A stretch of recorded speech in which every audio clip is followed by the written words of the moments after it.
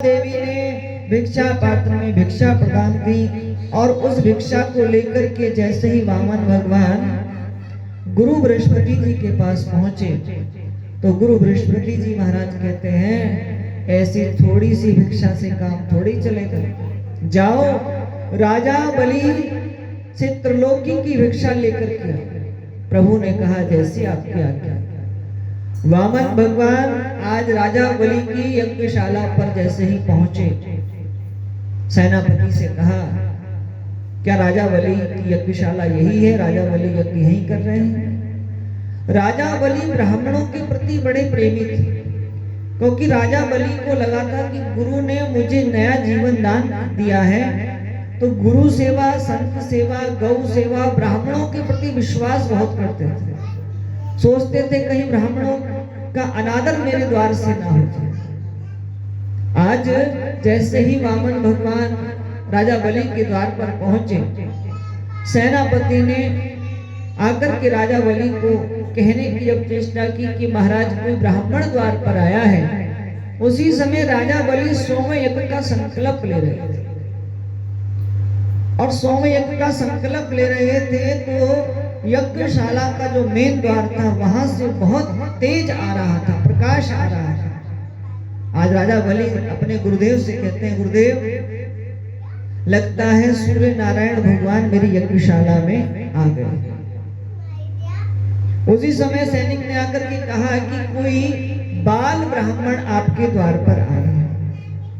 ब्राह्मण की बात सुनकर के हाथ में जो जल था उसे वही जमीन पर छोड़ करके और राजा बलि तुरंत खड़े हुए और तुरंत गुरुदेव के साथ में द्वार पर आए और दोनों हाथ जोड़ करके वामन भगवान के स्वरूप को देख करके राजा बलि बहुत हो गए और दोनों हाथ जोड़ करके कहते हैं स्वागतम ते नमस्तुभ्यं ब्रह्म किं कर्मा मते ब्रह्मार्षिणा तपः साक्षान् मन्नने त्वार परुधरम्।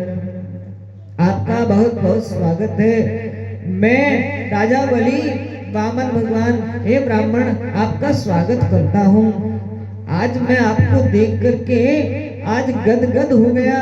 आज तो मेरा परिवार जन सहित आपको प्रणाम करता है, मेरा कुल पवित्र हो गया आप जैसे ब्राह्मण के दर्शन करने से। आज मेरे पितृ तृप्त हो गए। वामन भगवान ने सोचा यदि किसी से कुछ लेना हो तो कुछ दिखाना पड़ता है।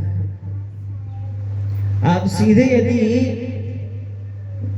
किसी के पास जाकर के भगवान के द्वार पर भी जाकर के यदि भगवान से नाक रगड़ते रहोगे रगड़ते रहोगे रगड़ते रहोगे, भगवान कहेंगे कुछ बोलेगा भी?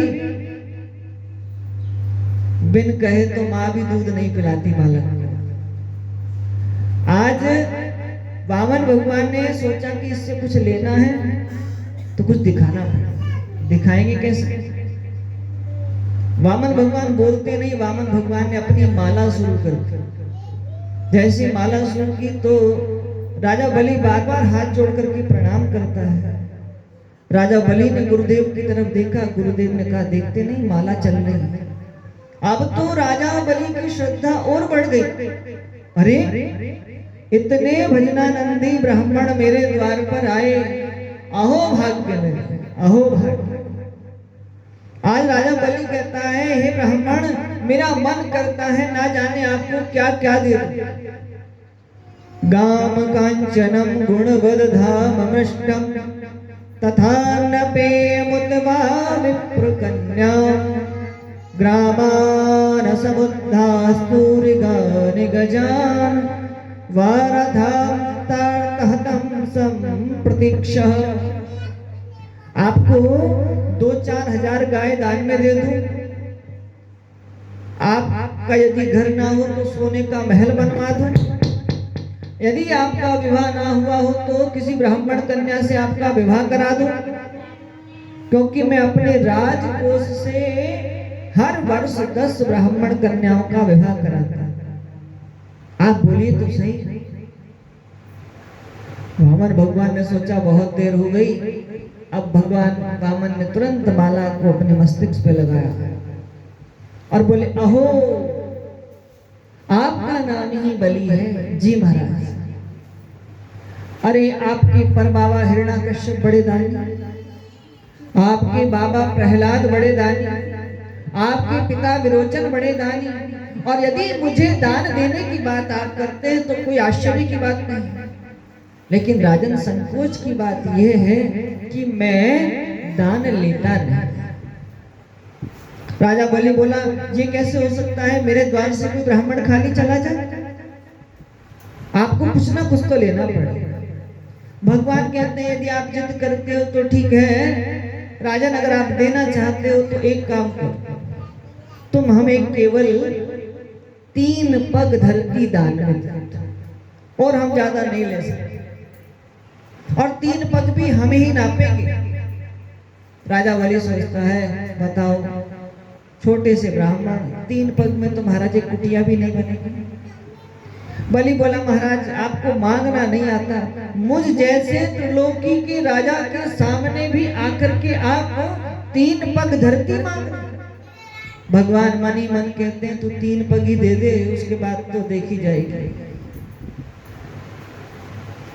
आज राजा बलि कहता है ठीक है, जैसे आपकी इच्छा। भगवान ने कहा, राजन ऐसे नहीं लिया जाता और ना दिया जाता, संकल्प लीजिए हाथ।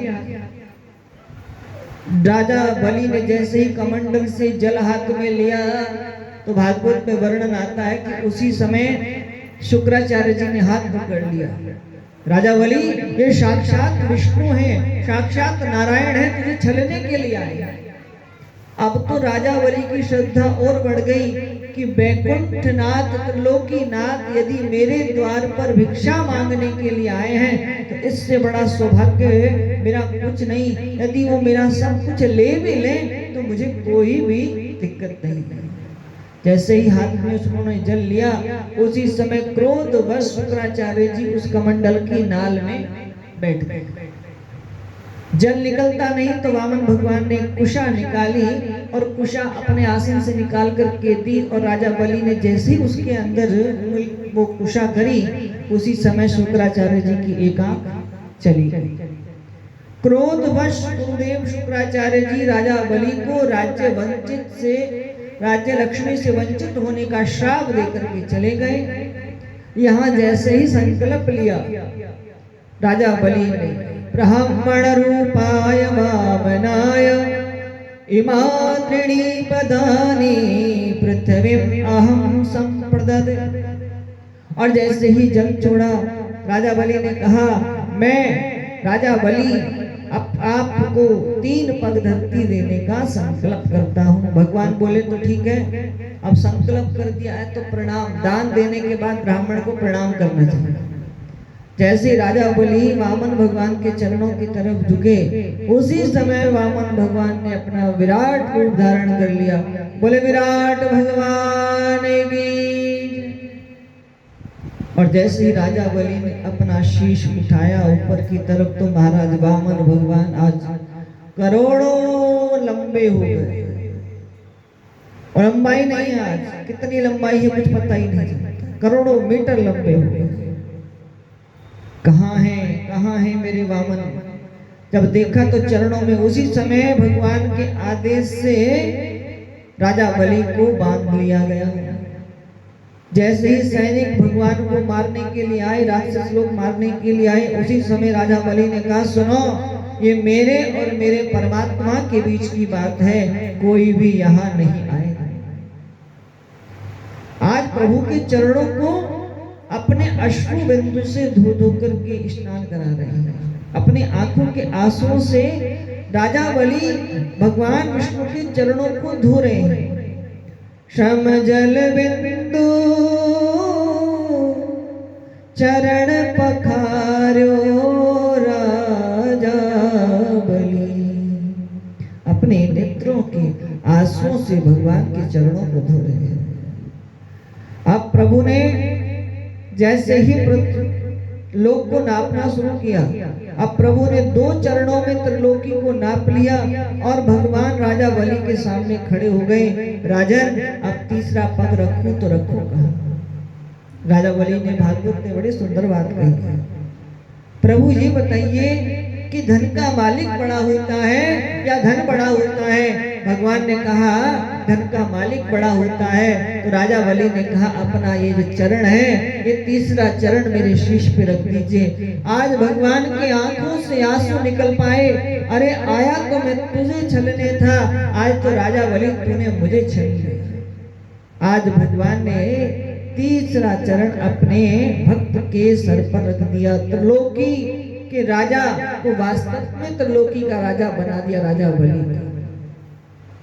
भगवान की स्तुति करने के लिए राजा बलि की पत्नी आई, पूरा परिवार आया, भगवान की स्तुति की। लेकिन राजा बलि की पत्नी ने यहाँ बहुत सुंदर बात की है, प्रभु आपने इनसे ये सब कुछ छीन करके सबसे बड़ी कृपा की।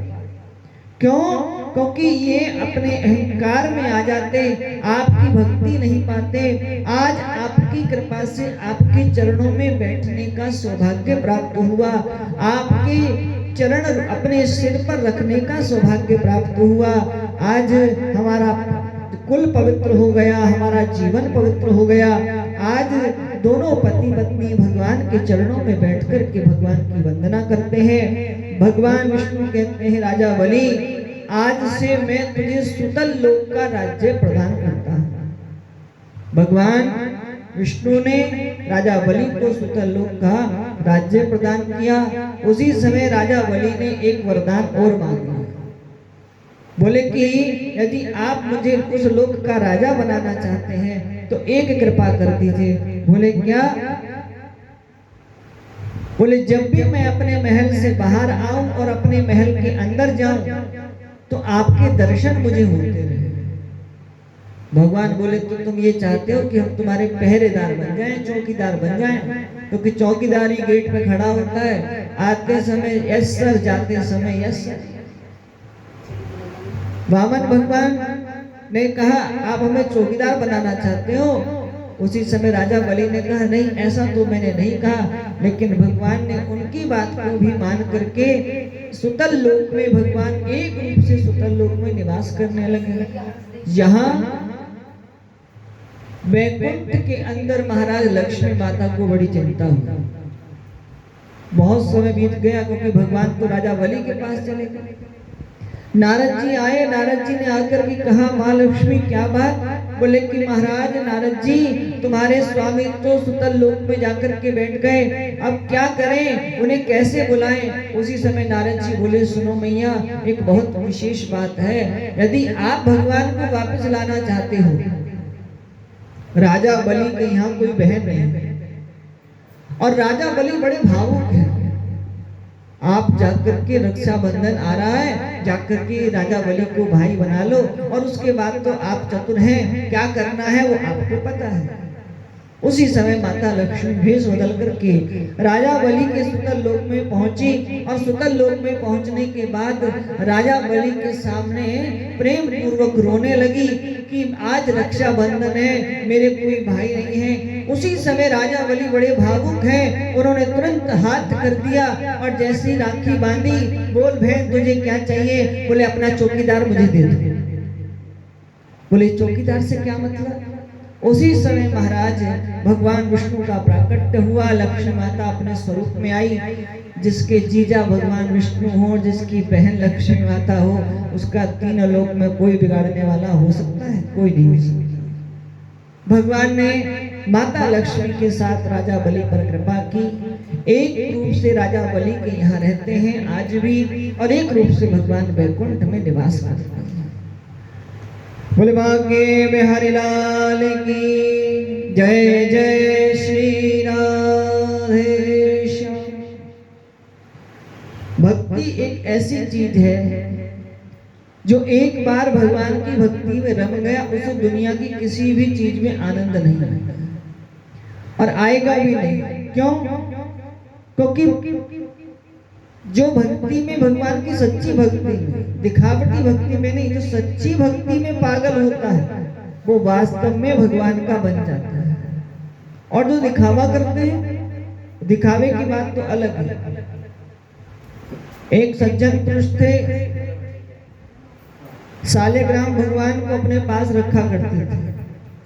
और जो सालेग्राम भगवान को अपने पास रखा करते थे, जब पूर्णिमा या सत्यनारायण जी की कथा आदि होती तो जाकर के सुंदर आसन लगा देते, थैले में से सालेग्राम भगवान को निकाल लेते और उसके बाद में बड़ा श्रृंगार करके लोगों को आकर्षित कर लेते।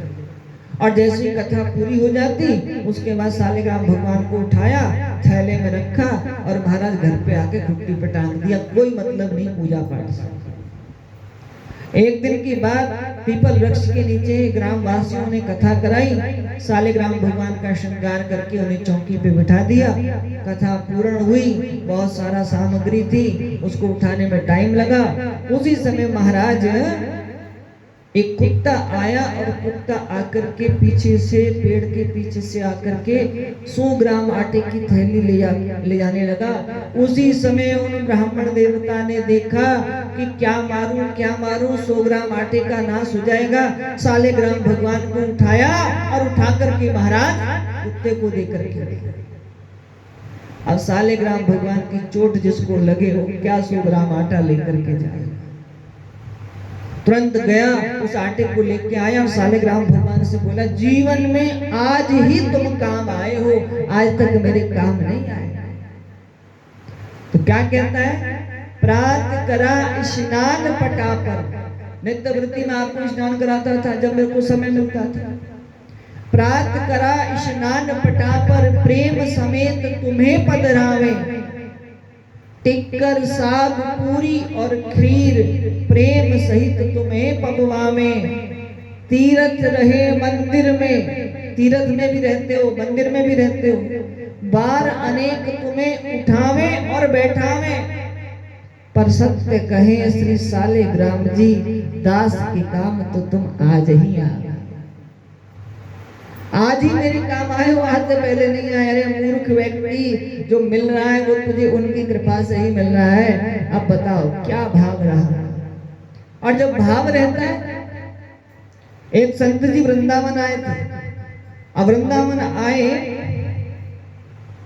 तो महाराज वृंदावन आकर के दर्शन किया। दर्शन करने के बाद में ऋषिकेश जाने लगे।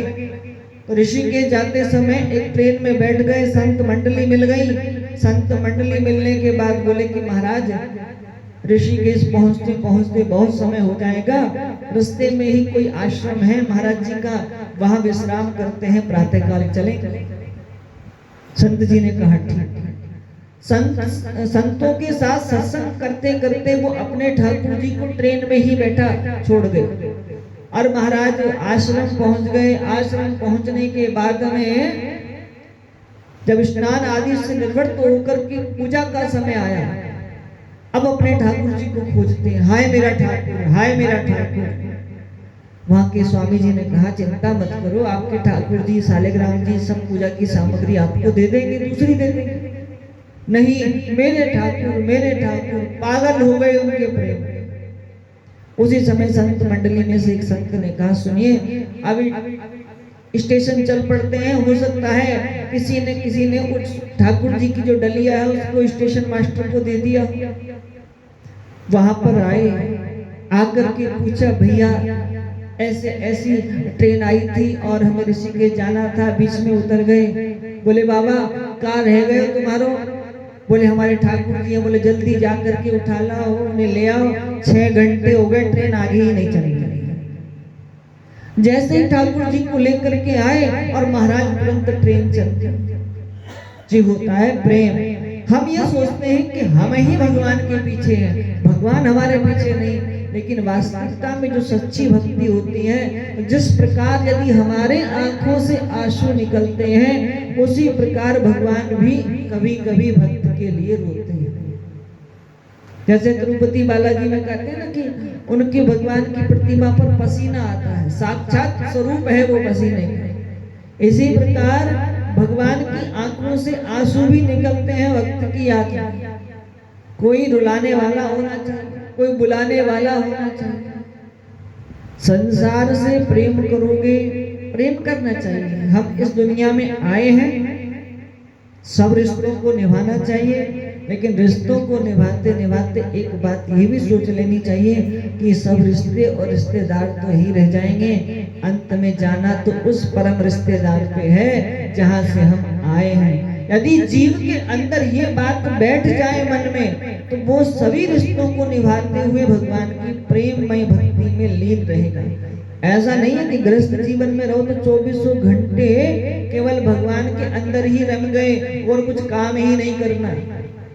अभी अभी एक हमारे मथुरा के ही हैं, उन्होंने महाराज जी से दीक्षा ली, 2 साल हो गए, अच्छे खासे नौकरी करते थे, अब नौकरी भी छोड़ दी। कहते मैं तो बस गुरु मंत्री जपूंगा। क्यों भैया, गुरु जी ने थोड़ी कहा कि गुरु मंत्री ही जपो। गुरु जी ने कहा है कि सब कार्य करते करते भगवान का नाम रखना है। अब परिवार पहले से दुखी था, अब परिवार कहता है कि गुरु जी बना लिए तो उसके बाद में कुछ करते नहीं, और 24 घंटे भगवान का नाम लेते हैं, और भगवान का नाम भी ऐसा लेते हैं कि जिसकी सीमा नहीं है, पता ना लेना और लेना बराबर है। देखिए ऐसा है कि भगवान का नाम चलते बैठते उठते खाते पीते, आदमी गाड़ी चलाते समय भी भगवान का नाम स्मरण कर सकता है, खाना बनाते समय भगवान का नाम स्मरण कर सकता है, सब कार्य करते हुए भगवान का नाम स्मरण कर सकता है। भगवान ये नहीं कहते कि सब काम छोड़ करके सिर्फ मेरा ही नाम जपो, सब कार्य भी करो और मेरा नाम भी करो, लेकिन अब वो हमें अपनी बुद्धि से सोचना चाहिए कि हमें क्या करना चाहिए। और गोपाल जी ठाकुर जी महाराज हर व्यक्ति के साथ में हैं, केवल उन्हें बुलाने वाला होना चाहिए, उन्हें रिझाने वाला होना चाहिए। आदरणीय सुखदेव भगवान राजा परीक्षित से कहते, राजा आज हम नवम स्कंद में प्रवेश कर रहे हैं। भगवान के अवतार तो सभी श्रेष्ठ हैं राजा, लेकिन 24 अवतारों में मानव चरित्र से ज्यादा जुड़ने वाले 2 ही अवतार हैं। राम कृष्ण दो एक है, अंतर नहीं निमेष, इनके नयन गंभीर है, इनके चपल विशेष।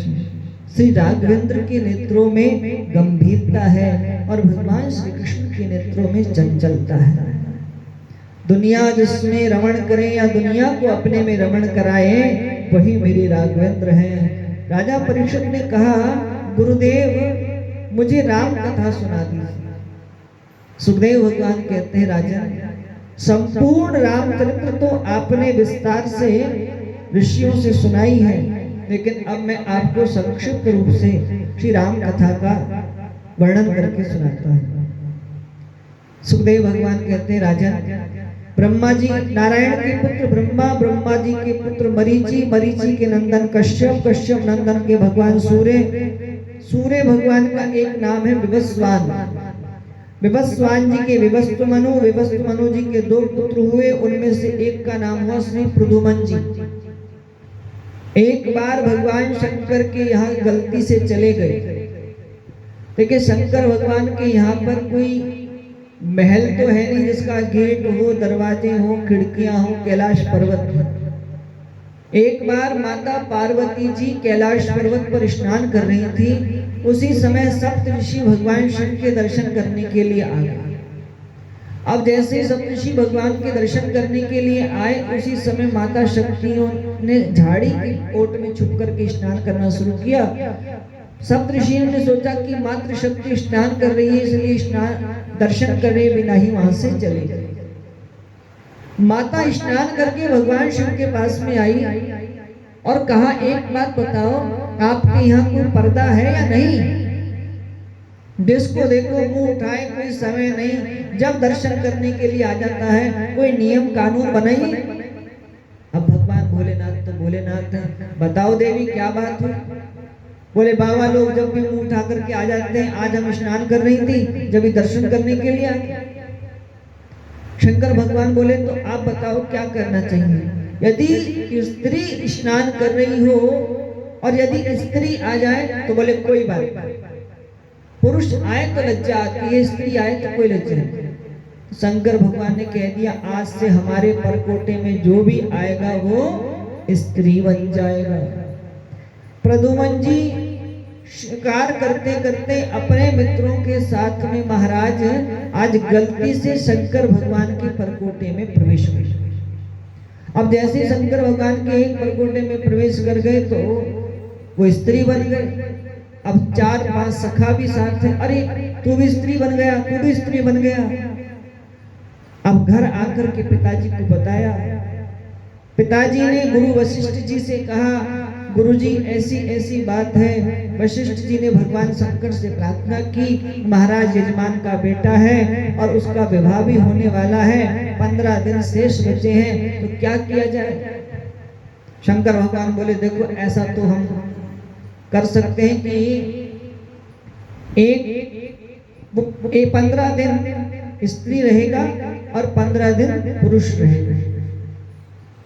प्रद्युम्न जी ने सोचा ये तो जीवन में बहुत बड़ा झंझट है। उन्होंने अपने शरीर में योग के द्वारा अग्नि जला करके अपने शरीर को भस्म कर दिया। यहाँ महाराज विवस्त्र मनु के मन में बड़ी चिंता हुई। उनके 10 पुत्र थे, उनके एक पुत्र का नाम सरियाती हुआ। इसी वंश में प्रतापी राजा नवग हुए, नवग के नाभाग हुए और उसी में महाराज अम्बरीश हुए।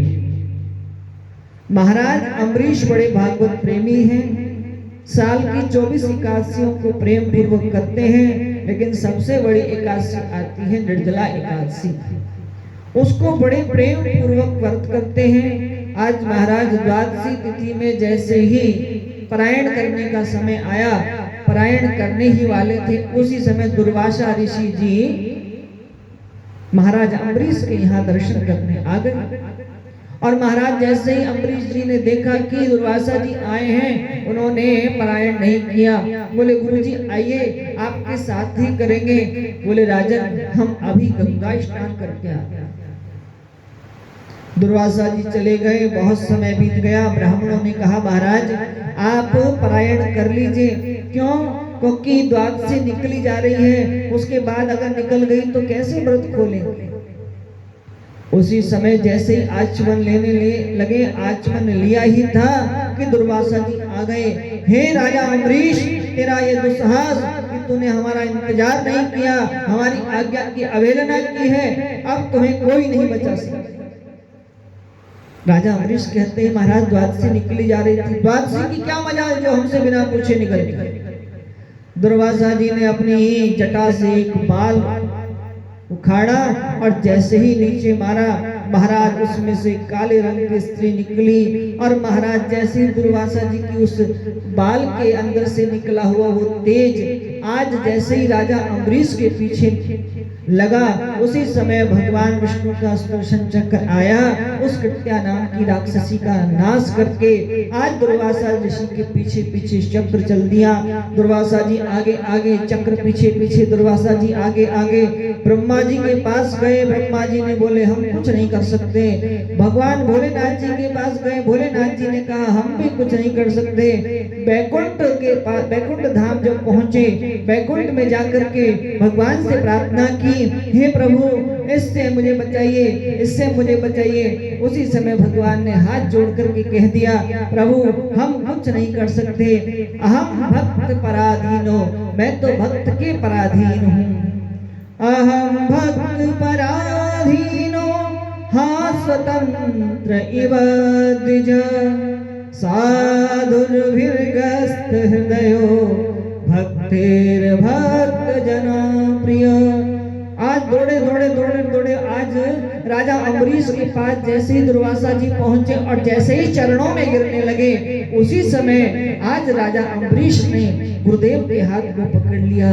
प्रभु क्यों उल्टी गंगा बहा रहे हैं, कुछ नहीं सुनना चाहता, पहले सुदर्शन चक्र को हटाओ। उसी समय दुर्वासा जी के कहे अनुसार आज राजा अम्बरीश ने सुदर्शन से प्रार्थना की, हे सुदर्शन महाराज आप भगवान के पास चले जाइए, अब मुझे कोई भय नहीं। उसी समय सुदर्शन जी चले गए। आज दुर्वासा जी सोचते हैं, जिस भगवान के प्रेमी भक्त को मैं मारना चाहता था, आज वो कितना दयालु है, कितना कृपालु है कि आज इसने मुझे बचा लिया और आज मेरे चरणों की सेवा कर रहा है।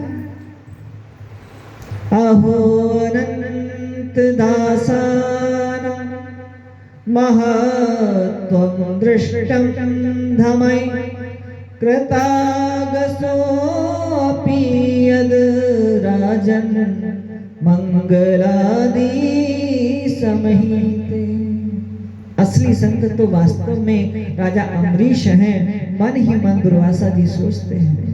दुर्वासा जी की आंखों से आंसू बह चले।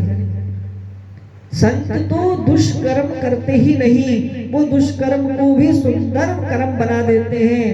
अपनी कृपा से, सहजता से उसे अच्छा बना देते हैं। दुर्वासा जी आज आशीर्वाद देकर के चले गए। राजा परीक्षित को आज सुखदेव भगवान आगे की कथा का वर्णन करके सुनाते हैं। आइए 2 मिनट भगवान का गुणगान कर लें। गोविंद मेरो है, गोपाल मेरो है, गोविंद मेरो है, गोपाल मेरो है, गोविंद मेरो है, गोपाल मेरो है, गोविंद मेरो है, गोपाल मेरो है। श्री बाके बिहारी नंदलाल मेरो है, श्री बाके बिहारी नंदलाल मेरो है, श्री बाके बिहारी नंदलाल मेरो है, श्री बाके बिहारी नंदलाल मेरो है। गोविंद मेरो है, गोपाल मेरो है, गोविंद मेरो है, गोपाल मेरो है। श्री राधा रमण नंदलाल मेरो है, श्री राधा रमण नंदलाल मेरो है, श्री राधा रमण नंदलाल मेरो है, श्री राधा रमण नंद मेरो है।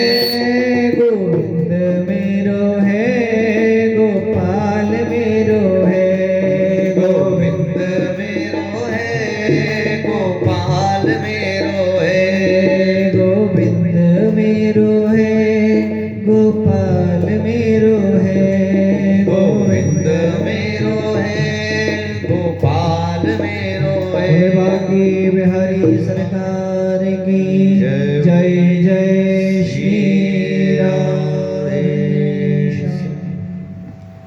परम आदरणीय सदगुरुदेव सुखदेव भगवान राजा परीक्षित को मंगलमय श्रीमद् भागवत कथा का श्रवण करा रहे हैं। राजन, कथा आती है ऋषि शोभरी। वृंदावन में एक गांव है जिसका नाम है सुनरक। यमुना के किनारे ऋषि शोभरी का आश्रम है। नित्य किनारे पर बैठ करके भगवान का स्मरण करते हैं, भजन करते हैं, संध्या वंदन करते हैं। एक दिन प्रभु कृपा से, प्रभु आज्ञा से मन बेचैन था, यमुना के किनारे बैठे हुए थे। उसी समय एक मछली के जोड़े को देख करके ऋषि शोभरी के मन में विवाह की कामना उत्पन्न हो गई। ऋषि शोभरी ने सोचा कि पास में मानधाता राजा हैं, उनके पास में जाकर के आज ऋषि शोभरी ने कहा, राजन अपनी एक पुत्री का विवाह हमसे करा दीजिए। राजा मानधाता ने सोचा, महाराज मुंह में तो दांत नहीं है, अब विवाह की बात करने आए हैं। उन्होंने कह दिया कि हमारे यहाँ तो महाराज स्वयंवर होता है, यदि आपको जो कन्या पसंद कर ले आप उसी से विवाह कर लीजिए। ऋषि शोभरी समझ गए कि राजा हमारी परीक्षा लेना चाहते हैं। ऋषि शोभरी ने अपने तेज बल से 16 साल की आयु के राजकुमार बनकर के जैसे ही राजा के महल में प्रवेश किया, राजा की 50 कन्याओं ने ऋषि शोभरी के गले में माला डाला। 50 कन्याओं को लेकर के ऋषि शोभरी आ गए। ऋषि शोभरी ने जितनी कन्याओं से विवाह किया था उनका अलग अलग महल बना दिया अपनी योग माया से। एक बार राजा मानधाता अपनी कन्याओं का हाल चाल पूछने के लिए गए। देखा तो जैसा राज घराना उनका भी नहीं था, उससे अति सुंदर ऋषि शोभरी ने महल बना रखे थे। भगवान की अलग अलग कथाएं हैं, अलग अलग बातें भागवत में लिखी गई हैं, लेकिन भक्त कौन है? बोले भक्त ये है कि बहुत से तो इसी कथा के ऊपर महाराज उंगली उठा लेते हैं। बताओ ऋषि जी को क्या जरूरत थी विवाह करने की? 50 से क्यों किया, ये क्यों किया? भगवान का भक्त वही है जो भगवान की कथा में जो चीज अच्छी लगती है उसे हृदय में बिठा लिया जाए, जो चीज आपको अच्छी नहीं लगती उसको हृदय से निकाल दिया जाए, उस पे सवाल जवाब ना किए जाए, वही भगवान का भक्त है। और भगवान का सबसे प्रिय भक्त वह है जो भक्तों को समझाने की चेष्टा करे। ये ना हो कि जो बातें नहीं कहने वाली हो उसको तो जोर जोर से कही जाए और जो कहने वाली हो उसको समझाया ही नहीं जाए, तो ऐसी भक्ति करने से फायदा क्या है? आज ऋषि शोभरी ने भगवान की आज्ञा से जैसी लीला करनी थी उन्होंने की। इसी वंश में मानधाता के हुए मुचकुंद के त्रिशुंक और त्रिशुंक महाराज के हरिचंद्र, और महाराज हरिचंद्र की कथा सभी को मालूम है। आदरणीय सुखदेव भगवान कहते हैं राजन इसी सूर्य वंश में राजा सगर हुए, बड़े धर्मात्मा हुए। बाहुक नाम के राजा के पुत्र थे। एक बार राजा बाहुक ने संत कृपा से अपनी पत्नी को चरू दे दिया, खीर दे दिया आशीर्वाद में। उनके यहाँ संतान नहीं थी। अब उस रानी, जिस रानी से अधिक प्रेम किया करते थे, उसी को वो प्रसाद दिया। अन्य रानियां इस बात से जलन करने लगी, यदि इसको पुत्र हो जाएगा तो राजा हमसे प्रेम नहीं करेंगे। इसलिए उन रानियों ने उस खाने के साथ, भोजन के साथ उस रानी को जहर दे दिया। और जहर देने के बाद कि इसके गर्भ में जो शिशु है वो मर जाए। लेकिन संतों का आशीर्वाद, संत कृपा का जो फल था, जब राजा सगर हुए, राजा सगर का जब जन्म हुआ तो उनके शीश पर वो जहर रखा हुआ मिला। उस जहर का कोई भी असर नहीं हो पाया। महाराज महात्मा सगर का विवाह हुआ। इनकी 2 पत्नी हैं, एक का नाम है केसनी और एक का नाम है सुमति। रानी केसनी के गर्भ से असमंजस नामक पुत्र हुआ और रानी सुमति के गर्भ से एक मानस पिंड हुआ। क्रोधवश आकर रानी सुमति ने उस पिंड के छोटे छोटे 60,000 टुकड़े कर दिए। संतों को ज्ञात हुआ। संतों ने एक तांबे के पात्र में उन 60 टुकड़ों को रखा और अपने योग बल से उनको महाराज मनुष्य बना दिया। और आज राजा सगर के 60,000 पुत्र बन गए। बड़े क्रोधी दुराचारी 60,000 के 60,000। और महाराज एक बार राजा सगर ने जब अश्वमेध यज्ञ किया तो देवराज इंद्र ने उनका घोड़ा चुरा करके और संत कपिल जी के आश्रम में ले जाकर के बांधा। उस घोड़े को ढूंढते हुए राजा सगर के 60,000 पुत्र जब कपिल संत जी के आश्रम में पहुंचे, उस समय कपिल भगवान की आराधना कर रहे थे, तपस्या में लीन थे। राजा सगर के 60,000 पुत्रों ने जैसे ही अपनी तलवारें निकाली और महात्मा कपिल को मारने का जैसे ही प्रयास किया, उसी समय महाराज उनकी आंखें खुल गई और अग्नि जो थी, तपस्या की अग्नि से वो 60,000 के 60,000 भस्म हुए। आज महाराज वो भाइयों को ढूंढते हुए और उस घोड़े को ढूंढते हुए आज जैसे ही असमंजस आज वहां पहुंचे तो महाराज देखा कि मेरे भाई मर गए हैं। महात्मा कपिल से प्रार्थना की, प्रभु मेरे भाई। उन्होंने कहा हमारा कोई दोष नहीं, हमने तो जैसे ही आंखें खोली तब की अग्नि से भस्म हो गए हैं। इनका उद्धार करने के लिए तो सिर्फ और सिर्फ गंगा मैया यदि पृथ्वी पर अवतरण होगी जब ही इनका उद्धार होगा। असमंजस ने तप किया, गंगा मैया नहीं आई। उनके पुत्र दिलीप ने तप किया, गंगा मैया नहीं आई। दिलीप के बेटा भागीरथ हुए, उन्होंने तप किया, गंगा मैया प्रसन्न हो गई। कहो पुत्र क्या चाहते हैं? माँ मेरे वंश के अंदर इतनी आत्माएं वहां तड़प रही हैं, आप चल करके उनको मोक्ष प्रदान करिए। गंगा मैया बोले ठीक है, पहली बात तो ये मैं चल तो पड़ूंगी लेकिन मेरे वेग को संभालेगा कौन? भागीरथ बोले उसकी चिंता मत कीजिए, भगवान शिव विराजमान है। माता गंगा जी जैसे ही ब्रह्मा जी के कमंडल से निकली, सबसे पहले ध्रुवलोक को गई, वहां से मुड़कर सप्तऋषि मंडल पहुंची, सुमेरु पर्वत पर आई और वहां से निकलकर सीधे भोले बाबा की जटाओं में प्रवेश कर। अब भगवान शिव ने देखा कि वेग बहुत तेज है, फिर धीरे से थोड़ी सी जगह दी। आज महाराज गंगोत्री से निकलना प्रारंभ किया, माता जोर जोर से बहने लगी, पृथ्वी मंडल पे आई और महाराज पृथ्वी मंडल पर जैसे ही बहने लगी, वही एक किनारे बैठ करके जैनो मुनि तपस्या कर रहे थे। गंगा मैया ने उनका लोटा सोटा कुटिया वुटिया सब बहा करके ले गई। क्रोधवश जैनो मुनि गंगा मैया को पी गई। ऐसे ऐसे संत भी विराजमान हैं।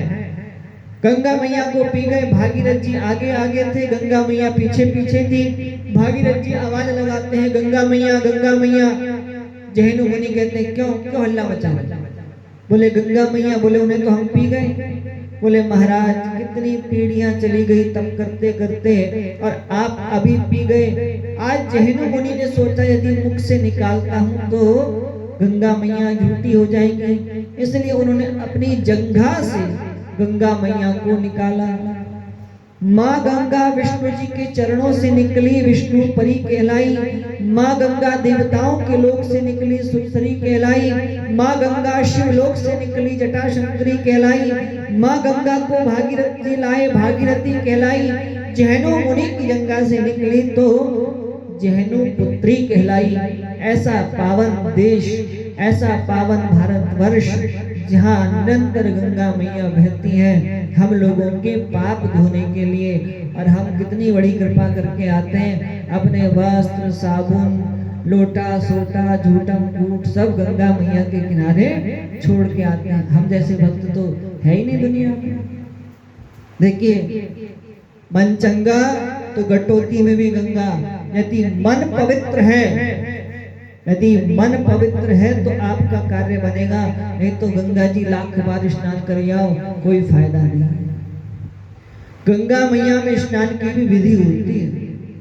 इंसान जब अपने घर से गंगा स्नान के लिए जाता है तो सबसे पहले तो अपने मन को पवित्र बना करके चलना चाहिए। और मन पवित्र के साथ साथ ये सोचना चाहिए कि मैं अपने अंदर के पापों को धो करके आऊंगा। इस तन को धोने से कुछ नहीं, ये तन तो साबुन लगा करके बाथरूम में भी साफ हो जाता है। ऐसे ऐसे भक्त होते हैं शैम्पू और एक सोना साबुन जैसे वर्षों से बाथरूम में तो स्नान किया ही नहीं होगा, लेकिन गंगा जी में पूरे साबुन की बट्टी रगड़ रगड़ के स्नान कर। मन तो पवित्र हुआ नहीं, शरीर को तन को पवित्र करने से क्या फायदा? कभी भी साबुन लगा करके गंगा जी में स्नान नहीं करना चाहिए। वो गंदगी तो हम ही फैला रहे हैं ना। साफ कहाँ होंगे हम? हमारा मन पवित्र कैसे होगा? तन ही पवित्र होगा। और जब तक मन पवित्र नहीं होगा तो इस तन को कितना भी चमका लो, इस तन को सिर्फ दुनिया देख सकती है। मन को तो केवल भगवान देखेंगे, तन को थोड़ी देखेंगे। भगवान कभी भी नहीं देखते काला है पीला है नीला है गोरा है। भगवान तो देखते हैं कि तेरा मन कितना पावन है। और जब मन पवित्र होता है तभी भगवान की प्राप्ति होती है। हमारी तो बहुत सी जगह बातें बुरी लग जाती हैं लोगों को कि गंगा मैया के बारे में बोल देते हैं, अरे महाराज हमारे तो ग्रह खराब चल रहे थे इसलिए वस्त्र छोड़ करके आ गए। वस्त्र छोड़ के आते हो तो एक तो सोने चांदी की अंगूठी भी छोड़ी आया करो, गले की चैन भी छोड़ी आया करो। सारी 9 ग्रह जितनी ग्रह शांति हो जाएगी पूरी।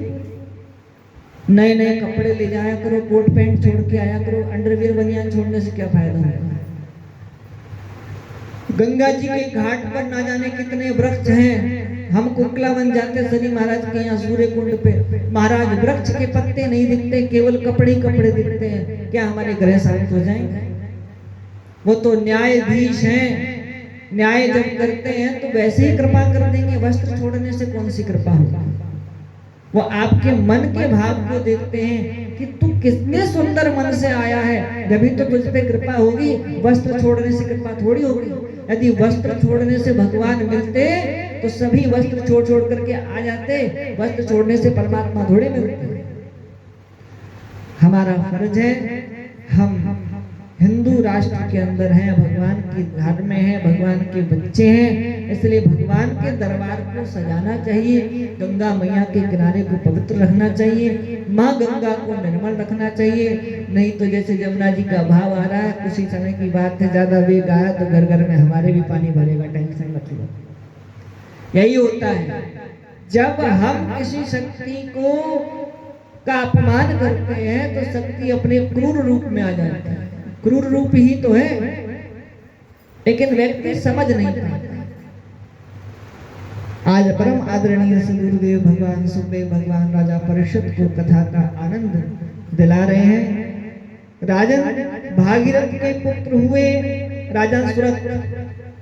भागीरथ जी ने लाकर भी गंगा मैया को अपने कुल में गए हुए राजा सगर के 60,000 पुत्रों का उद्धार कराया, उनको मुक्ति प्रदान कराई। उन्हीं के पुत्र हुए राजा सुरथ, उनके पुत्र हुए दिलीप, दिलीप के पुत्र हुए अज, अज महाराज के पुत्र हुए श्री दशरथ जी महाराज, राघवेंद्र सरकार के पिताजी, अयोध्या के राजा। महाराज दशरथ अवध के राजा हैं। बड़ा आनंद है अवध में, जहां कभी भी अशांति नहीं होती, ऐसा पवित्र है अयोध्या धाम। लेकिन दुख का कारण है तो सिर्फ एक कि दशरथ जी महाराज के यहाँ कोई भी संतान नहीं है।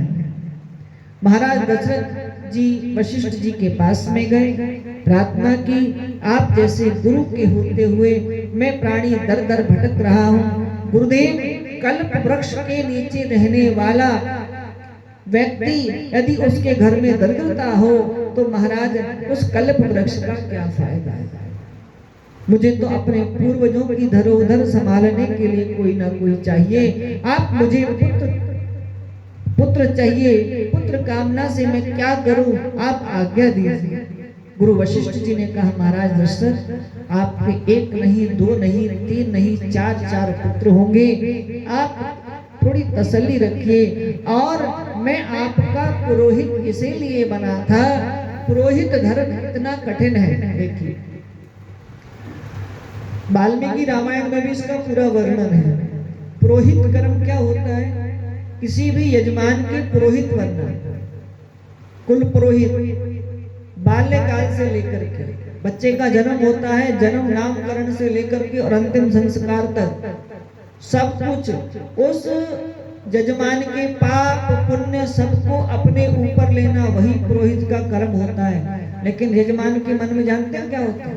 हमारे पुरोहित जी जब देखो थैला लेकर के आ जाते हैं मांगने के लिए। पुरोहित कर्म इतना कठिन है कि जो यजमान कर्म करता है, बुरे कर्म करता है, उसका आधा फल ऑटोमेटिक अपने आप पुरोहित जी के अकाउंट में जमा होगा।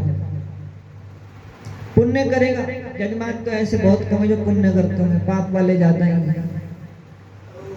और महाराज को पुण्य तो कम लगेगा, पाप तो उसमें भरेगा ही। कहते हैं कि पुरोहित कर्म करने के बाद में कम से कम 21 माला ब्रह्म गायत्री की तारों की छायों में करनी चाहिए, जब भी हमें यजमान का जो लिया हुआ दान है वो पचता है। यदि हम 21 माला गायत्री मंत्र की नहीं करते तो लिया हुआ दान कभी भी पचेगा नहीं, वो शीघ्र ही निकलना शुरू हो जाएगा। वो चाहे डॉक्टर के यहाँ जाए, चाहे कहीं जाए, वो किसी ना किसी उपाय से निकल जाएगा। भजन करने के बाद ही उसे पचेगा। आपको उस भजन से जो उसके पाप हैं वो कट जाएंगे। तो आज वशिष्ठ जी ने स्वयं लिखा है, मैं पुरोहित कर्म स्वीकार नहीं करता, मैं पुरोहित कर्म इसीलिए स्वीकार किया है कि आपके यहाँ स्वयं साक्षात भगवान अवतरित होकर के आ रहे हैं, इसलिए महाराज मैंने आपका पुरोहित कर्म स्वीकार किया। राजन, आप धीरज धरें, आपके यहाँ भगवान स्वयं अवतार लेकर के आए हैं। धरो धीर हो है सुतचारी, त्रिभुवन विदित भगत भयहारी। महाराज वशिष्ठ जी ने अपने गुरु विभानटक जी के पुत्र शृंगी ऋषि के आश्रम पे जाकर उनसे विनती की और महाराज पुत्र कामेष्टि यज्ञ कराया। पुत्र कामेष्टि यज्ञ कराने पर जब यज्ञ पूर्ण हुआ उसी समय धन्वंतरी जी महाराज प्रकट हुए। धन्वंतरी जी महाराज एक कटोरा लेकर के निकले जिसमें था चरु, चरु माने खीर। उस खीर के 3 भाग कर दिए गए। एक भाग माता कौशल्या जी को दिया गया, दूसरा भाग माता कैकेयी जी को दिया गया, तीसरा भाग माता सुमित्रा जी को दिया गया। लेकिन कथा आती है उसी समय एक पक्षिणी आई और माता सुमित्रा के हाथ से उस चरु को उठा करके ले गई और केसरा नामक पर्वत पर चली गई। और महाराज उस खीर को जब खाने का प्रयास कर रही थी उसी समय उसने और पक्षियों की आवाज सुनाई दी। वो जैसे ही बोलने का प्रयास करने लगी वो चरु उसके मुख से निकला और नीचे गिरा। नीचे बैठी थी माता अंजना, भगवान का तप कर रही थी। वो चरु उनके पास में आया, उन्होंने भगवान का प्रसाद समझ करके उस चरु को पा लिया। तो हनुमंत लाल जी महाराज पहले ही अवतरण होने के लिए तैयार थे। जहां माता सुमित्रा को बड़ा कष्ट हुआ तो माता कौशल्या और माता कैकेयी ने अपना आधा आधा भाग माता को दिया। और महाराज जी कहा, माता सुमित्रा ने कहा मेरे जो 2 पुत्र होंगे वो आप दोनों के पुत्रों की सेवा में लगे रहेंगे, ये मेरा वचन है। आज हनुमान जी महाराज पहले ही वहां आ गए। माता अंजना के गर्भ में विराजमान है या भगवान विराजमान है। जब जब होए धर्म की हानि, जब जब होए धर्म की हानि, बढ़ई असुर अधम अभिमानी, बढ़ई असुर अधम अभिमानी। तब तब धरि प्रभु विविध शरीरा, तब तब धरि प्रभु विविध शरीरा, हरहि कृपा निधि सज्जन पीरा, हरहि कृपा निधि सज्जन पीरा। नौमी तिथि मधुमास पुनीता, शुक्ल पक्ष अभिजित हरिप्रीता। और मेरे प्रभु राघवेंद्र सरकार माता कौशल्या के महल में प्रकट हो गए।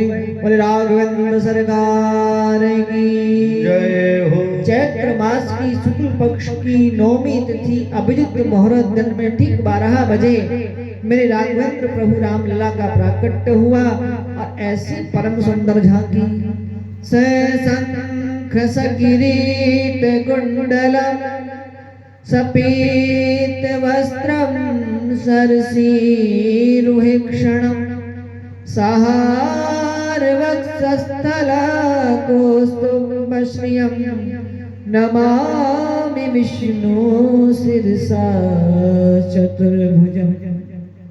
भगवान अपने पूरे स्वरूप में माता कौशल्या के महल में प्रकट हो गए।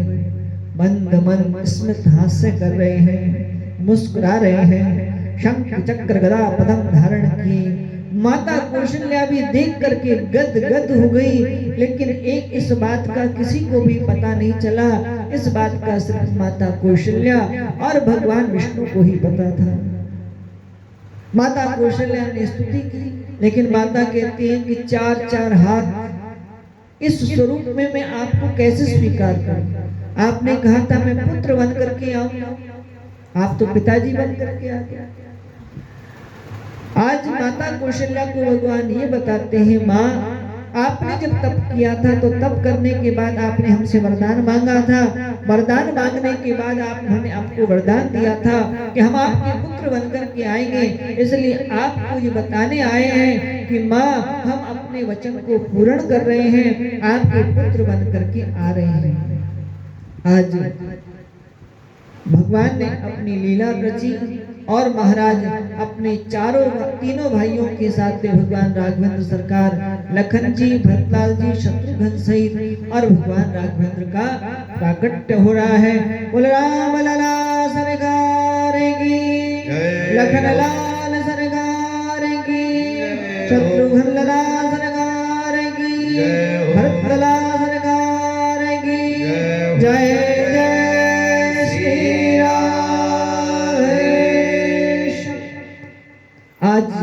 कौशल्या ने परम मंगल में स्तुति की।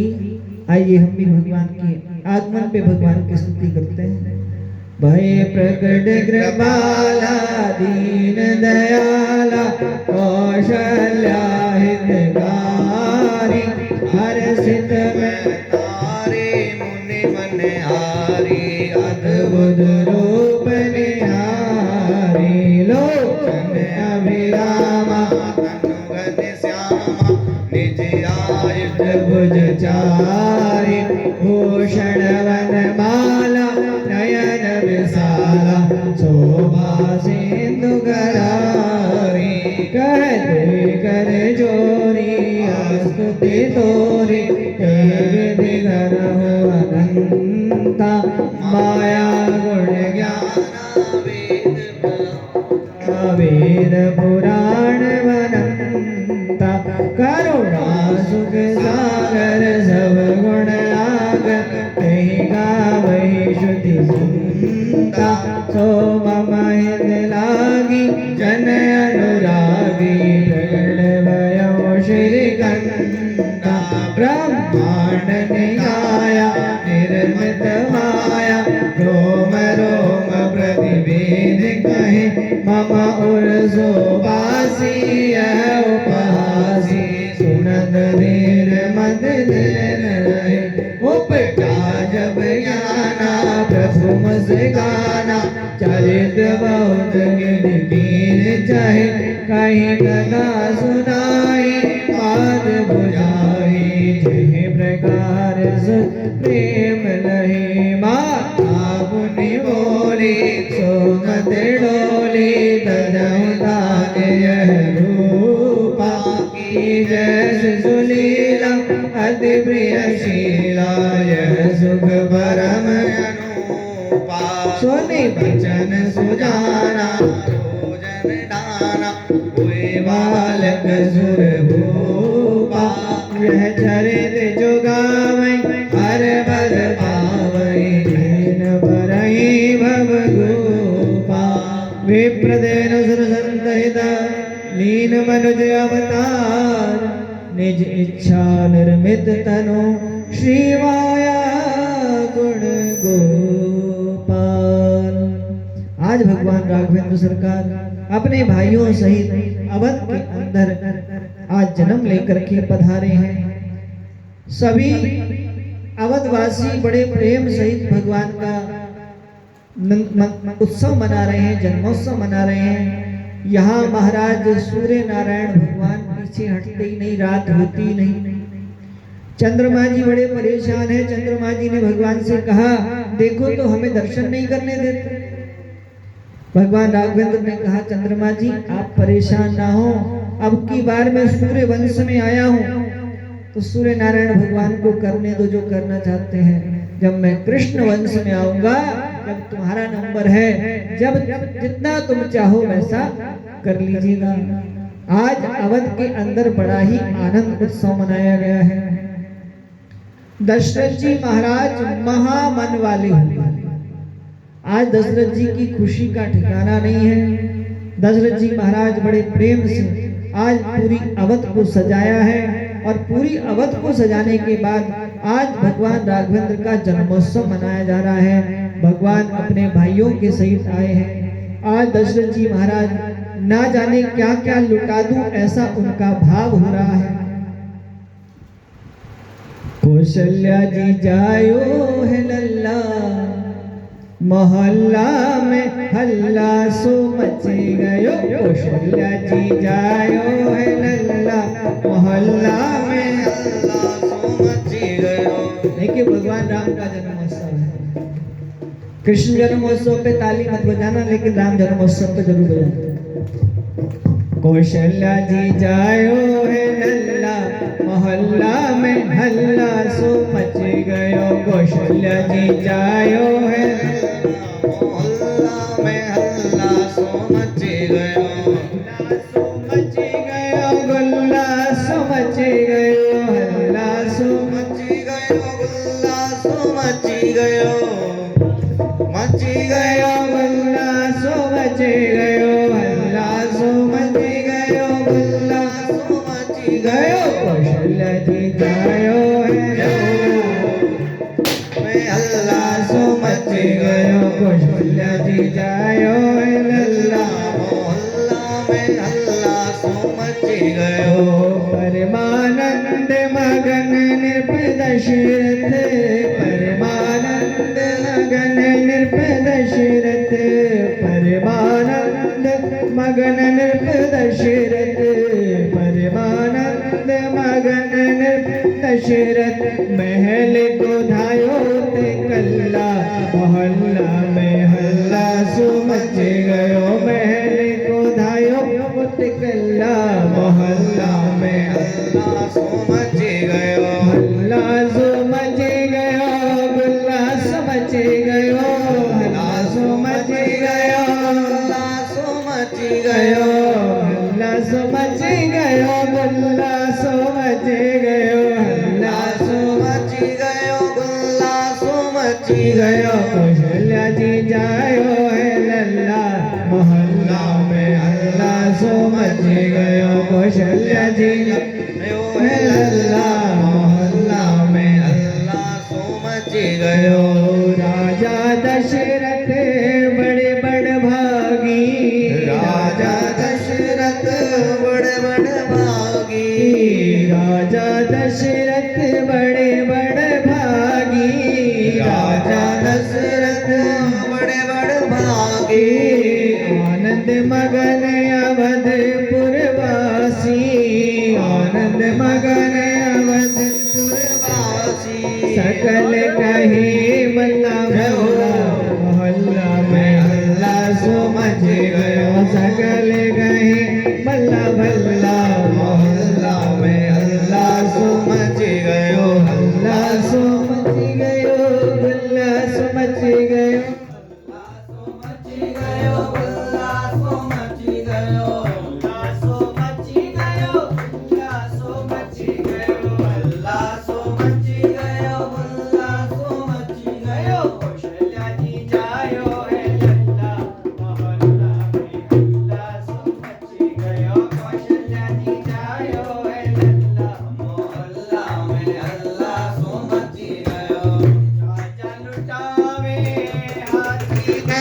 राजा लुटावे हाथी घोड़ा राजा लुटावे हाथी घोड़ा राजा लुटावे हाथी घोड़ा रानी लुटावे मणि चौड़ा मोहल्ला में हल्ला सो मच गयो रानी लुटावे मणि छल्ला मोहल्ला में हल्ला सो मच गयो हल्ला सो मच गयो गल्ला सो मच गयो हल्ला सो मच गयो गल्ला सो मच गयो हल्ला सो मच गयो गल्ला सो मच गयो हल्ला सो मच गयो गल्ला सो मच गयो कौशल्या जी जायो है लल्ला मोहल्ला में हल्ला सो मच गयो कौशल्या जी जायो है लल्ला मोहल्ला में हल्ला सो मच गयो सुर नर मुनि जयकार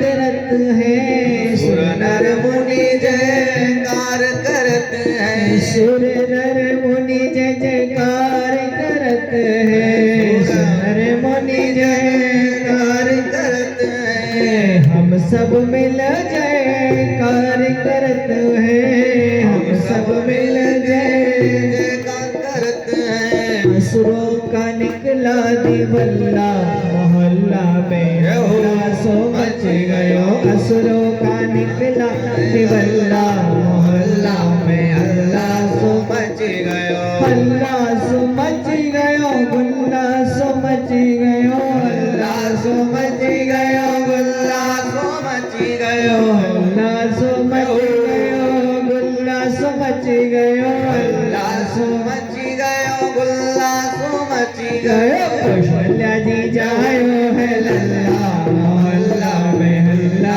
सो मच गयो कौशल्या जी जायो है लल्ला मोहल्ला में हल्ला सो मच गयो हल्ला सो मच गयो हल्ला सो मच गयो हल्ला सो मच गयो बोले राजा रामचंद्र भगवान दशरथ जी महाराज की जय। कौशल्या मैया की जय। कैकेयी मैया की जय। सुभद्रा मैया की जय हो। हनुमंत लाल जी महाराज की जय हो। अयोध्या धाम की जय हो। जय जय श्री राधे। आज अयोध्या में बड़ा आनंद आ रहा है।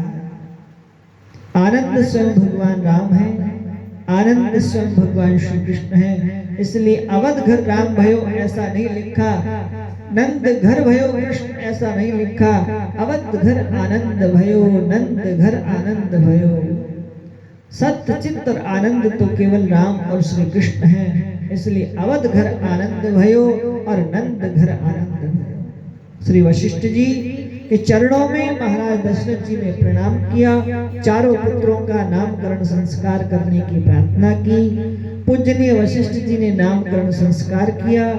अवध भाषी इस झांकी को एक टक लगाए देख रहे हैं, एक टक लगाए देख रहे हैं और कर्ण बिंदु से होते हुए उस पावन अमृतमय वर्षा का एक एक बूंद अपने कर्ण बिंदु से अपने हृदय में उतार रहे हैं। उस सत्य की संग का संग करते हुए आज श्री वशिष्ठ जी महाराज भगवान के नामकरण को कर रहे हैं। जो आनंद सिंधु सुख राशि, सी करते त्रिलोक सुपासी, सो सुख धाम राम जस नामा, अखिल लोकदायक विश्रामा। विश्व भरण पोषण कर जोई, ताकर नाम भरत जस होई। जाके सुमिरण तेरी पुनाशा, नाम शत्रुघ्न वेद प्रकाशा। गुरु वशिष्ठ कहते हैं, हे महाराज दशरथ, क्या नाम रखूं आपके पुत्रों का? माता कौशल्या की गोद में जो विराजमान बालक है, आप जानते हैं वो कौन है? आनंद का सिंधु है, सुख की राशि है, जिसके आनंद के सिंधु की एक बिंदु से पूरा विश्व प्रपंच पालित होता है, आराम विराम विश्राम का अनुभव करता है। आपके उस ज्येष्ठ पुत्र का नाम मैं श्री राम रख रहा हूं। वैसे तो हमारे राम भी तीन हुए, दशरथ नंदन भगवान श्री राम, भार्गव नंदन श्री परशुराम और तीसरे हमारे कन्हैया के बड़े भाई श्री बलराम जी महाराज। एक राम भक्ति के मार्ग को प्रशस्त करते हैं, दूसरे राम कर्मयोगी है, तीसरे बलराम जी कृष्ण के भाई ज्ञान योगी हैं और जो विश्व का भरण पोषण करने की शक्ति रखते हैं। आपके उन पुत्र का नाम राजन में भरत लाल रखता है और जिनका नाम स्मरण करने से शत्रु का विनाश हो जाता है, ऐसे आपके उस पुत्र का नाम मैं शत्रुघ्न लाल रखता हूं। शत्रुघ्न जी स्वयं भगवान शंकर के अवतार हैं। ये मान लीजिए कि साक्षात भगवान शिव ही शत्रुघ्न जी के स्वरूप में आकर के और भगवान राम की लीला में आनंद बढ़ा रहे हैं। और भरत जी साक्षात नारायण ही हैं, वो नारायण स्वरूप ही हैं, लेकिन भरत बनकर के, भाई बनकर के आज भगवान की लीला में अवतरित होकर के आए। और लक्ष्मण धाम सुराम प्रिय, सकल जगत आधार, गुरु वशिष्ठ ही राखिया, लक्ष्मण नाम उदार। जो लक्ष्मणों के धाम है, राम के प्रिय है, ऐसे आपके इस पुत्र का नाम मैं श्री लक्ष्मण रखता हूँ। चारों भाइयों का नामकरण संस्कार हुआ। चारे भाइयों को प्रणाम करते हुए सुखदेव भगवान आगे की कथा को कहते हैं। कुछ समय उपरांत चारों भाई बड़े हुए, आनंद की सीमा नहीं है। भगवान नारायण राम जन्म लेकर के पधारे। उनके दर्शन करने के लिए जब भी भगवान विष्णु कोई ना कोई रूप लेकर के इस पृथ्वी मंडल पर आते हैं, लीला करने के लिए आते हैं, उसी समय भगवान शिव भी दर्शन करने के लिए कोई ना कोई रूप धारण करके आते हैं। आज भगवान शिव को जब ज्ञात हुआ कि दशरथ जी के आंगन में आज ये देखिए संतों की कृपा, भगवान शिव का नाम लिया तो भरतदास जी महाराज पहले आगे जय हो पर संत भगवान की जय जय श्री राधे। आज प्रभु की कृपा से, ईश्वर की कृपा से, करुणामयी सरकार, दयामयी सरकार, आज भोलेनाथ जी भगवान राम के दर्शन करने के लिए अयोध्या पधारे। लेकिन अकेले नहीं है, हनुमान जी महाराज भी साथ हैं। एक ज्योतिष का रूप धारण करके आए और अवध में एक चबूतरे पे जाकर के अवध वासियों की भविष्यवाणी करने लगे। उसी समय एक दासी आई, उस दासी ने देखा और दासी देख करके तुरंत आज कौशल्या जी के पास पहुंची। कौशल्या जी के पास जाकर के कहती है, देवी महारानी जी, एक बहुत बड़े पहुंचे ज्योतिष आए हैं, क्यों ना हम अपने राजकुमारों का भविष्य जान लें। कौशल्या जी ने कहा ठीक है, ले आओ।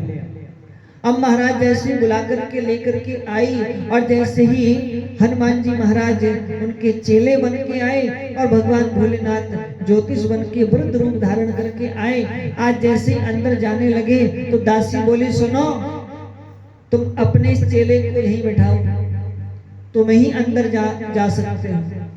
भगवान भोलेनाथ ने तुरंत अपनी झोली उतारी, हनुमान जी से बोले, ले चेला तुम ये झोली रखो। हनुमान जी बोले, सुनो, अकेले जाओगे तो अभी पोल खोल दूंगा, साथ तो मेरे को ले आना पड़ेगा, ध्यान रखना। बोले ठीक है। उन्होंने कहा दासी से, सुनो बेटी, हमें कब नजर आता है, अगर हम जब बच्चे का हाथ देखेंगे तो चेला हमें देख करके बताएगा कि कौन सी रेखा किधर जा रही है, जब ही हम भविष्यवाणी कर सकते हैं। आज हनुमान जी महाराज भी साथ गए और भगवान शिव भी अंदर गए और जब महाराज अंदर जैसे ही भगवान के स्वरूप को देखा तो वहां कहाँ भविष्यवाणी हुई। जगत के ईश्वर भगवान राघवेंद्र साक्षात नारायण अवतारण लेकर के आए हैं। आज भगवान राम को देख करके भगवान भोलेनाथ जी की समाधि लग गई। 2 minute, 5 minute, 10 minute, 15 minute, 20 minute. माता कौशल्या कहती, बाबा कछु बताएगो भी या ऐसे बैठो रहेगो। उसी समय कहते, माँ आपके लाला का वर्णन क्या कर सकता हूँ। 3 लोक का नाथ आपके घर अवतरण होकर के आया है और ये एक जन्म में ये गोर वर्ण के थे, दूसरे जन्म में ये नील वर्ण के थे। उसी समय भगवान ने इशारा कर दिया, सुनो, ज्यादा भाव विभोर मत हो, क्यों तुम सब बातें बताते बताते वनवास वाली बात भी माँ को बता दोगे तो माँ तो आज ही चिंता में लग जाएगी। इसलिए बाबा ज्यादा नहीं भावुक होना है। बाबा भोलेनाथ कहते हैं, आपके बालक का भविष्य बड़ा उज्जवल है और ये हमेशा आपको आनंद देता रहेगा। भगवान तो दर्शन करने के लिए गए थे, भगवान की भविष्यवाणी करने के लिए थोड़ी गए थे। माता प्रसन्न है, भगवान की बड़ाई कर रहे हैं भोलेनाथ और दर्शन करने के बाद जैसे ही आए तो आज कैलाश पर जाकर के माता पार्वती जी से कहते हैं, आज हम भगवान राम के दर्शन करके आए।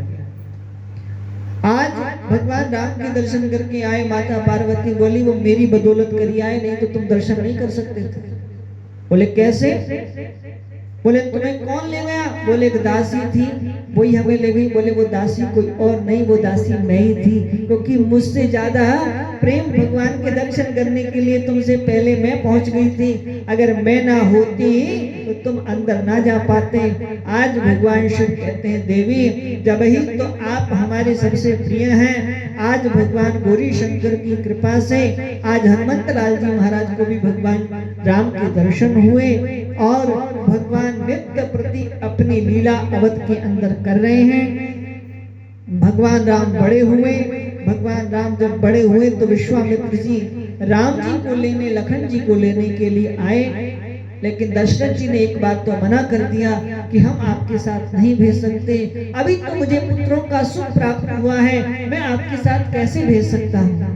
लेकिन फिर भी अपने मन पे पत्थर रख करके दशरथ जी महाराज ने आज दोनों पुत्रों को विदा किया। बीच मार्ग में प्रभु ने ताड़का का उद्धार किया। राजा परीक्षित को सुखदेव भगवान संक्षिप्त में राम कथा सुना रहे हैं। उसके बाद आज प्रभु ने गौतम नारी अहिल्या का उद्धार किया। आदरणीय महर्षि विश्वामित्र जी के साथ जनकपुर में गए। जनकपुर में रघुवर का पदार्पण हुआ। बड़ा सुंदर दृश्य है। जनकपुरी में जनक जी महाराज के यहाँ एक शिव धनुष रखा है और महाराज दधीची मुनि की हड्डियों से बना ये धनुष। बड़े बड़े राजा आए लेकिन उस धनुष को कोई हिला नहीं पाया।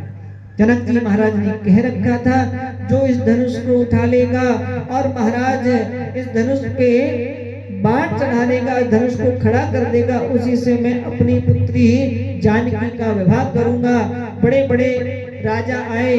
वाल्मीकि रामायण में तो लिखा है कि रावण भी जब आया तो रावण ने धनुष को उठा लिया था। थोड़ा सा जमीन से जैसे धनुष उठाया उसी समय देवताओं ने हाहाकार मचा दिया। रावण तेरी लंका जल गई, तेरा परिवार नष्ट हो गया, तू बर्बाद हो गया। वाणी सुनकर के चिंता में उसके हाथ से धनुष छूट गया। आज महाराज जनक बड़े दुखी है कि बड़े बड़े राजा आए, कोई भी धनुष नहीं उठा सकता। लेकिन उसी समय मेरे रघुवर का पदार्पण हुआ और महाराज गुरु आज्ञा से महाराज जनक के नेत्र सजल हो गए। बड़ा स्वागत किया। आज मेरी पुत्री को, मेरी पुत्री के योग्य वर की प्राप्ति होगी। भगवान राम ने उस धनुष को उठा लिया और धनुष को उठा करके जैसे ही खड़ा करने लगे वो धनुष टूट करके गिर गया। आज आकाश मार्ग से महाराज पुष्पों की वर्षा होने लगी। सभी के देखते देखते माता जानकी आई और जैसे भगवान राम के गले में माला डालने का प्रयास करने लगी उसी समय भगवान राम झुकते नहीं। और जब भगवान राम झुकते नहीं है तो महाराज